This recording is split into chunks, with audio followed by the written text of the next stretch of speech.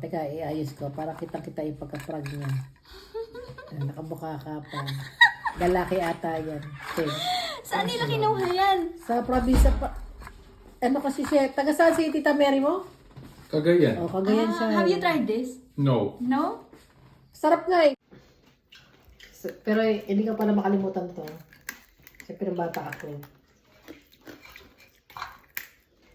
Nagdala siya dyan sa ano sa... It tastes like chicken. Chicken. But it's tougher. Yeah. Yeah.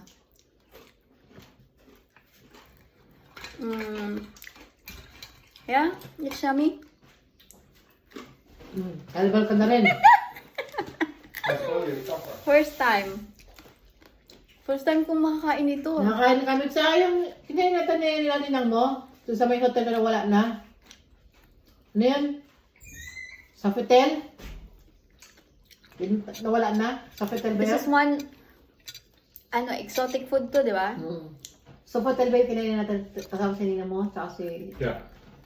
Meron yan doon pero parang steam siya. Parang hindi siya fried. Yeah, First time ko nakatikim. Tapos nagdala si Mary. it tastes like chicken. Ayaw rin kumain ng mga kasama namin It's doon. just tougher. Dalawa lang kami kumain. Si Rico, yung asawa ni Ellen. Tsaka ako. Akala niya mo, sabi ko, kahit maglay ka pa dyan ng ng alligator, kakainin ko yan eh. Ay, natikman ko na yun. Masarap yun. Tawas kasi yung ostrich. Saka sa bagay, yung ostrich. Ostrich, kami, gagawin kami. Ay, yung ginagawa pa lang Masarap. Sa Parang yung, chicken lang. Di ba yung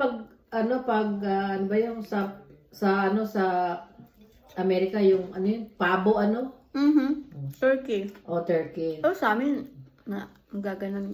Kasi marami doon. Yung itlog na matigas? Malaki yung itlog nun.